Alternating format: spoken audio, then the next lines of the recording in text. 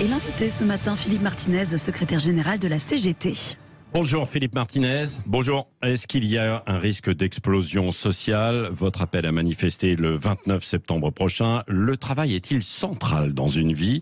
Les réformes des retraites, de l'assurance chômage, le bouclier tarifaire, les super profits, l'immigration, autant de sujets que nous allons évoquer. Commençons donc par ce débat là en ce moment autour du travail. Fabien Roussel a défendu il y a quelques jours une gauche du travail plutôt qu'une gauche des allocs. Il s'en est un peu expliqué. Hier, Sandrine Rousseau a, elle, affirmé que le travail était plutôt une valeur de droite, qu'il y a le droit aussi à la paresse. Quelle est votre vision, vous, Philippe Martinez, de la valeur travail? Le travail, c'est essentiel dans la vie, et pas uniquement pour la gagner, sa vie. Ouais. Même si beaucoup souffrent de pas la gagner en travaillant.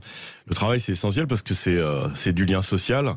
C'est le contact des autres. La notion de collectif est forte dans le travail. Donc le travail, c'est essentiel, à condition que on puisse bien faire son travail. Alors je constate, comme vous certainement, que de plus en plus de travailleurs et de travailleuses vont au travail à reculons parce que ils ne perçoivent plus le sens du travail. C'est particulièrement vrai dans les métiers du soin, de la santé. Je pense au médico-social et ça rejoint les problèmes d'attractivité. Quand on va au travail et que le travail n'a plus de sens, eh bien, il y a beaucoup de démissions. Oui, quand elle dit, Sandrine Rousseau, le droit à la paresse, alors oui, on peut comprendre peut-être dans une forme de transition, mais tout de même, est-ce que ça ne va pas vers un dénigrement du travail et puis on peut inciter certains à ne plus bosser, quoi? Non, ça c'est une légende. Ouais. Demandez à tous ceux qui n'ont pas de boulot. Bien sûr. Donc, non, il y a de la place pour le travail. Je vous dis, c'est central parce que, outre le fait de gagner sa vie, c'est du collectif. C'est structurant, quoi. Bien sûr, c'est structurant. Mais je vous dis, à condition qu'on redonne du sens au travail. Or, c'est le problème majeur aujourd'hui. Et puis, il n'y a pas que le travail dans la vie. Ouais. C'est pour ça que la CGT propose de réduire le temps de travail à 32 heures et puis diminuer l'âge de la retraite parce que il y a autre chose que le travail dans la vie. C'est complémentaire. Ouais. Mais pour terminer sur ce chapitre, est-ce que c'est une valeur plus de droite, de gauche ou pas? Moi, je rentre pas dans ce genre de considération. Le travail, ça devrait être le contraire de l'aliénation. Malheureusement, c'est souvent le cas, c'est vécu souvent comme ça aujourd'hui. Il faut laisser de la liberté dans le travail. Moi, je croise beaucoup de gens aujourd'hui qui ne voient plus le sens de leur travail, qui travaillent à partir de notes de service ou de travail d'un travail contraint. Il faut laisser de la liberté, il faut laisser de la créativité dans le travail, plus de démocratie en fait. Oui. Le travail et le plein emploi, alors c'est l'un des objectifs que veut atteindre Emmanuel Macron. Alors pour ça, il veut par exemple mettre en place une réforme de l'assurance chômage. Concrètement, vous devez rencontrer le ministre du Travail afin de négocier cette réforme. Vous allez participer à cette rencontre ou pas? Il y a eu une réunion lundi dernier. Alors, il y a plusieurs choses. Premièrement, Monsieur Macron dit qu'il a changé, mais c'est pas la première fois qu'il le dit. Mais vous voyez, sur un sujet comme l'assurance chômage, où tous les syndicats contestent cette réforme, il continue à faire ce qu'il veut, ce qu'il a décidé. Donc le côté j'écoute, j'ai changé. On voit que ça a des limites. Donc, du coup, sur cette discussion, alors avec le gouvernement, il y a une véritable discussion avec vous ou pas? Non, rien n'a changé. Rien n'a changé. Le président de la République dit il faut que ça se passe comme ça. On invite les syndicats, on donne notre avis, on sort de la salle et il continue à faire ce qu'il a décidé. Et ça, c'est sur la forme. Sur le fond, le problème du chômage, on ne le règle pas en faisant des contraintes sur les privés d'emploi ou en les accusant d'être des feignants. Vous savez que plus d'un chômeur sur deux en France n'est pas indemnisé. Donc dire qu'on se complaît à ne rien faire, c'est un mensonge. Et puis, il faut d'abord régler la question de l'attractivité des métiers. Quand on est mal payé, quand on a des horaires décalés, des horaires à temps partiel, notamment pour les femmes, la motivation, elle est différente. Donc, comment on traite ce problème-là plutôt que de culpabiliser ceux qui n'ont pas de boulot, pas parce qu'ils l'ont décidé, mais parce que ils n'en trouvent pas. Et le sens alors de votre appel à manifester le 29 septembre prochain, c'est autour de quoi alors? La chose essentielle, c'est les salaires. Il y a un problème de salaire dans ce pays. Maintenant, tout le monde le reconnaît. Et même avec les augmentations qu'il y a pu avoir cet été, le gouvernement vient de se rendre compte que dans le Ségur de la santé, il avait oublié toute une série de professions. Je vous le rappelais, ceux de l'action sociale, le médico-social, c'est-à-dire des métiers très important, de l'aide aux enfants, aux personnes handicapées, etc. Aux personnes à domicile. Ce secteur, on ne retrouve personne actuellement. Personne, parce que c'est pas bien payé, quoi. Parce que c'est pas bien payé, parce qu'il y a des horaires très tôt le matin, très tard le soir, qu'on prend pas en compte les frais de déplacement. Enfin, il y a des vraies revendications. Et puis des augmentations de 3% quand l'inflation avoisine les 7%. Il y a un problème. Donc soit on regarde la réalité en face, c'est ce qu'on demande au gouvernement, soit on est dans le déni. Et on va continuer à voir. Donc qu'est-ce que vous demandez au gouvernement? Parce que le gouvernement, c'est pas lui non plus qui augmente les salaires dans les entreprises. Le gouvernement, il fixe le plancher. Ouais. Ça s'appelle le SMIC. Donc il faut augmenter le SMIC. Ouais. Le gouvernement, il doit faire respecter la loi. Quand le SMIC augmente, le SMIC a augmenté au 1er août, 89% des minima de branche démarrent en dessous du SMIC. Donc il doit faire respecter la loi et dire, quand le SMIC augmente, tous les minima de branche doivent automatiquement passer au niveau du SMIC, c'est-à-dire le plancher, la loi pour tout le monde. Après, il faut des négociations dans les branches, dans les entreprises, mais là aussi, on peut légiférer en disant, pourquoi attendre 1 an, 2 ans parfois, pour revaloriser tous les niveaux des branches, ça devrait se faire pratiquement dans le mois qui suit. Les augmentations. Mais ce qui est difficile, c'est que c'est la spirale de l'inflation. C'est ce qu'on va vous répondre en disant si on augmente les salaires, on augmente le coût de la vie d'une façon générale. Bah non, mais Philippe Martinez, vous l'avez cet argument souvent en face de vous. Oui, mais ça c'est une légende. Enfin, je veux dire, les salaires sont bas et l'inflation, elle n'est pas due à l'augmentation des salaires. Elle est due, par exemple, à la spéculation sur l'énergie. Tout le monde le sait. Donc, il faut arrêter de, à chaque fois, culpabiliser ceux qui bossent dans des mauvaises conditions et mal payés pour dire c'est de votre faute s'il y a de l'inflation. La réalité, c'est que c'est autre chose, l'inflation. Oui, bon, donc vous appelez à manifester le 29, c'est ça? Autour des salaires, et puis on est vigilant sur la réforme des retraites. Oui, alors on va en parler dans un instant, mais juste, pourquoi vous appelez à manifester le 29 et vous n'attendez pas la marche, par exemple, des Insoumis début octobre avec Jean-Luc Mélenchon? Parce qu'on discute entre syndicats, on considère que sur les questions sociales, on a un peu notre mot à dire, et donc c'est une décision de mobilisation qui était prévue déjà depuis avant l'été. On a travaillé, et puis on verra qu'est-ce qu'on fait après. Oui, vous ne vous interdisez pas de participer à la marche de la France Insoumise ?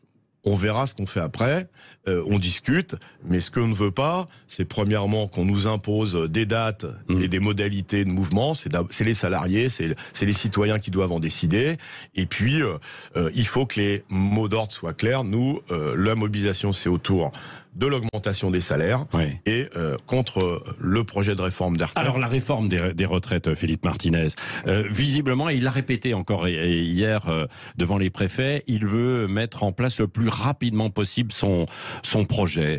Vous craignez un passage en force ? C'est ce qui est prévu. Mais là aussi, il faut être sérieux. Il nous dit... lors de sa campagne électorale, après son élection, j'ai changé, il faut discuter. Il met en place un conseil national de la refondation pour dire, voilà, vous avez vu, on va discuter. Et sur des sujets comme les retraites, il fait ce qu'il a décidé, et en disant aux autres, c'est comme ça et c'est pas autrement. Soit on dit concertation, dialogue et écoute. Tous les syndicats sont contre l'allongement de l'âge de la retraite. Donc soit on dit, on écoute, soit on dit on écoute et on fait ce qu'on veut. C'est le président de la République continue à faire ce qu'il a décidé. C'est une réforme idéologique, dogmatique et qui ne prend pas en compte les réalités des problèmes de la retraite et des retraités. Vous avez boycotté le conseil de la refondation. Non, on lui a demandé à quoi ça servait. Moi, j'ai pas eu de coup de fil de l'Élysée pour m'expliquer à quoi ça servait. On a dit quand on va pas à un truc, on sait pas, on connaît pas les finalités. Vous savez à quoi ça sert, vous ? Le Conseil national de la refondation, il dit qu'il veut un consensus pour essayer de mener des réformes pour le pays. Comment ? Pourquoi ? Et donc vous n'avez pas eu de réponse, quoi. Bon, vous avez dit, Philippe Martinez, aussi à l'instant, tous les syndicats sont contre cette réforme des retraites, en tout cas sur le recul. Est-ce qu'il peut y avoir, là, dans les prochaines semaines, un appel unitaire à une manifestation avec les autres syndicats ? Écoutez, vous dialoguez avec eux ? Bien sûr, on dialogue régulièrement et nous, à la CGT, nous souhaitons qu'il y ait, face à un tel défi, unité des organisations syndicales et nous allons travailler parce que travailler plus longtemps, c'est mettre en péril la santé des salariés. Moi, je n'imagine pas dans un EHPAD des salariés qui auraient le même âge que les résidents. Vous voyez, c'est nier le travail, justement. On en parlait tout à l'heure, nier la réalité du travail. Oui, mais quand on regarde chez nos voisins européens, ils partent beaucoup plus tard aujourd'hui, majoritairement, dans beaucoup de pays. Mais moi, je discute avec mes homologues syndicalistes européens. Il y a aussi des mobilisations sur ces questions-là dans les autres pays. C'est pas parce que ailleurs on fait des bêtises qu'il faut faire les mêmes. Oui, voilà. Bon, et la réforme des retraites, ça peut être une ligne rouge. Alors s'il y a un passage en force, vous pourriez appeler à une grève générale, par exemple? Bien sûr, bien sûr.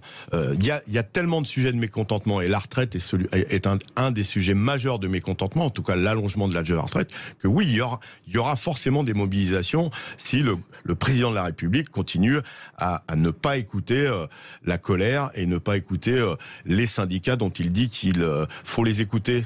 Ouais, et là, donc, ça pourrait être un appel, quoi. Écoutez, vous m'inviterez. Non, mais bien sûr, vous m'inviterez, je vous raconterai.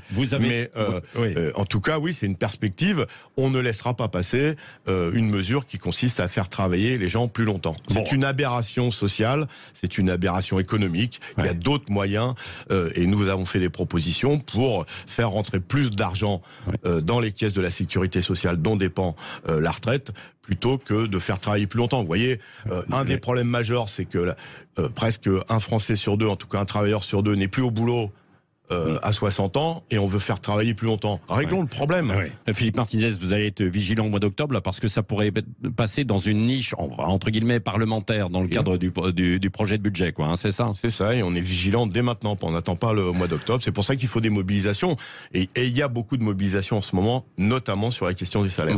Emmanuel Macron, un dernier mot. Philippe Martinez a parlé hier soir immigration, droit d'asile, et à cette occasion, il a dit qu'il voudrait répartir sur tout le territoire les étrangers qu'on accueille en France, y compris dans les territoires ruraux. Que pensez-vous de ce projet? Il faudrait qu'ils regardent là aussi la réalité en face. Il y a beaucoup de travailleurs immigrés, dits sans papier, qui travaillent dans des restaurants, dans le bâtiment, etc. On ferait mieux de les régulariser, de dire c'est une réalité, ils contribuent aux richesses du pays, plutôt là aussi de les stigmatiser. Le président Macron stigmatise à chaque fois, il essaie à chaque fois d'opposer. On a parlé des retraités, des chômeurs, des immigrés. Les immigrés ils contribuent très largement à créer des richesses dans ce pays. Plutôt que de les stigmatiser, il faut les régulariser et faire en sorte qu'ils aient toute leur place dans notre société. Oui, deux dernières questions sur la crise de l'énergie qu'on n'a pas évoquée ou à peine. Le bouclier tarifaire, vous êtes d'accord avec ça? Ce que je vois, c'est que l'énergie va augmenter de 15%. C'est-à-dire ceux qui arrivent. Donc c'est un bouclier qui est... Oui, mais s'il n'y avait pas de bouclier, ça pourrait augmenter de beaucoup plus. 120, 150. On propose d'autres mesures. Par exemple, baisse de la TVA sur l'électricité, sortir du marché qui consiste à vendre l'énergie pas au prix où réellement où elle coûte, mais à s'aligner sur le prix du gaz, etc. Il y a besoin de mesures structurantes et à long terme, parce que le bouclier, il protège pas. Ceux qui payent leurs factures vont voir leurs factures continuer à augmenter, notamment de 15%. Quand on n'arrive pas à payer la facture aujourd'hui, avec 15% en plus, ça va poser des problèmes. Puis il y a les collectivités, etc. La présidente... Oui, alors il y a des maires, il y a eu un appel pour que les maires ne payent pas les factures, par exemple. Ça, vous le soutenez? Écoutez, de toute façon, moi j'ai croisé des maires qui me disent qu'on fasse un appel ou pas, on ne pourra pas payer. Soit on prive les enfants de cantine, soit les gymnases vont fermer parce qu'on ne peut plus les chauffer. Et de force, de toute façon, ils ne pourront pas payer. Philippe Martinez, sur les super profits, il faut un plafonnement, a dit Ursula von der Leyen. Quelle est votre position? Premièrement, il faut taxer les profits. Qu'ils soient super ou pas super. Donc il faut une réforme de la fiscalité en France, que ceux qui payent des impôts, ça soit proportionnel. Ceux qui payent les impôts grâce à leur salaire payent proportionnellement plus que des grandes entreprises qui font des super profits ou des profits tout court. Donc oui, il faut changer la fiscalité en ce pays et taxer les entreprises qui gagnent beaucoup d'argent. Merci beaucoup Philippe Martinez, secrétaire général de la CGT, qui était l'invité ce matin de Sud Radio, avec une confirmation, donc cet appel à manifester le 29 septembre prochain. Dans un instant, on va continuer la revue de presse et puis notre débat du jour aussi, autour de toutes ces questions qu'on a évoquées avec Éric Nolot et Guillaume Bigot.